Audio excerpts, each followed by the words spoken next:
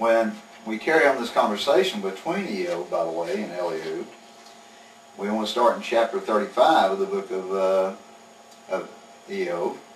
And it says, Elihu declaimed and said, do you consider this that you say? Now we have to stop and say, okay, now Elihu is going to quote exactly what Eob said, right? So he says, this is Eob words, my righteousness is superior to that of God. Right? And Elihu throws in, to be a justified claim. Is this a reasonable claim that you're putting forth, that you're my righteous spirit to God? And Elihu is saying, is this a justifiable claim? You know, when you think about a courtroom setting, when somebody says something against somebody else, you can't just claim it. It has to be a what? A justifiable claim. In other words, if I go in the courtroom and say, well, I believe old so-and-so, he's not such a good guy, without any support for that, is that justifiable? Well, of course, if it's not justifiable, what happens to it in the court of law? Dismissed. It gets tossed out and dismissed. And so Elihu was asking Eob, are your words a justifiable claim? He says, that you wondered, okay, now he's actually getting into the mind of Eob, right? He said, that you wondered, what have you gained? Why am I better off than if I would have sinned? Right? So the first question that he puts before Eob, the Eob statement was, do you consider this to be an actionable claim? Right? Is this something that's really actionable? What's the actionable claim? My righteous spirit and of God. He said, and to the point that you wondered. You know? In other words, Elihu is actually doing what? He's actually peeking into the mind of Eob, right? Because he didn't say this. He said, but that you wondered this. Right? What's he wondering? What have you gained? Why am I better off than if I would have sinned? And by the way... But that what have you gained is asking what have you, God, gained? Yes. Now, the other question, you know, this same almost argument, by the way, is in that passage in Malachi chapter 3. It's almost a similar argument. Because there was an actionable claim, at least some people thought they had an actionable claim against God, in Malachi, where they said, you know, we've kept your Torah, we've kept all these commandments, and what has it got us?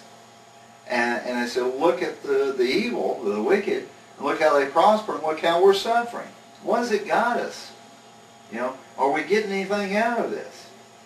I mean, it's almost the same argument. I mean, it changes because this is an individual setting, whereas you have a group setting, right. But it's the same argument. Right. Except now it's a really decisive argument between, okay, look at the evil people, and, you know, the wicked people, and they're prospering, and look at us that are trying to keep the mitzvot, that's trying to do right. Look what's happening to us. We're suffering all the time. Like they wanted to see the reward. They wanted felt like the reward. God was obligated to reward them for it. And most people think that. You know, they think that God is obligated to reward. God in some sense is obligated, right? But the point that we make is, and the point that most people will tell you is, that obligation is not necessarily in the here and now. That obligation might arrive in the world to come, right? So you're not always maybe going to get it here and now. Or as we'll find out later on, by the way, some of the commentators say he's not even under that obligation, but rather, everything that God does for us is based on a gift rather than an obligation, which is interesting, by the way. So that's the two questions he poses. Now, Elihu says, we're back to what Elihu is, and he's speaking to Eob, I will find words to set you right. In other words, I'm going to straighten you out, boy. Together with your friends. Not only am I going to straighten you out, but you other guys sitting around here listening, and I'm going to straighten you out too. First thing he says, as you brought it by the way, he says, look up into the heavens and see and observe the skies which tower above you. In other words, who are you in relationship to the Creator? Mm-hmm. Who are you to think that He is under any obligation to do anything for you? And who are you to think that your righteousness is far superior to His? Right? Now, here's where it gets real interesting. This is verse 6 of chapter 35. Were you to have transgressed, would you have affected Him? That's the first question. That's the first question. In other words, if indeed you had transgressed, violated all of God's laws, would you have affected Him, God, in any way? Okay? Now, he says, even if your rebellions were numerous, what would you have done to Him? Second question. Right? In other words, the first question is, what if you just transgressed? Would you have affected Him? Would you have made Him angry? Would you have made Him mad? Right? Second question is, even if your rebellions were numerous, what would you have done to Him? Would you have changed Him in any way? Would it change His looking at you in any way? Yeah, would it have affected God in any Would it way? have affected God in any way? Then he says, were you to have been righteous, how would you have benefited Him? Indeed, what would He take from your hand? Now, the psalmist David, one of his psalms, by the way, brings this same subject up.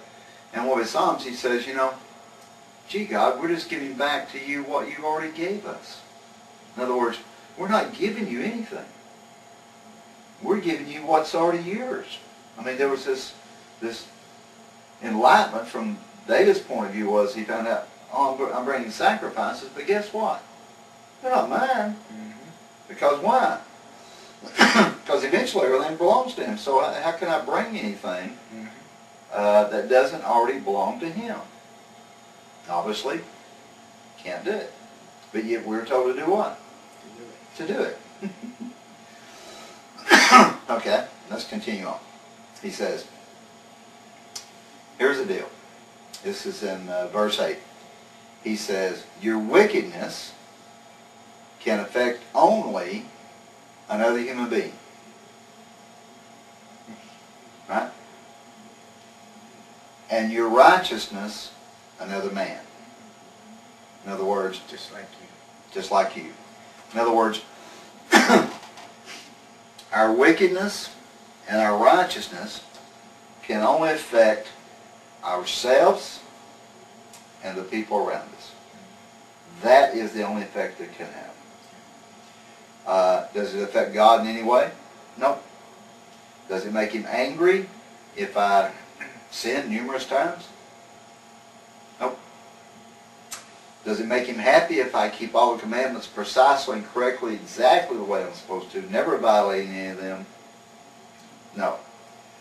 In other words, The reason is because it is for us to do between or amongst each other.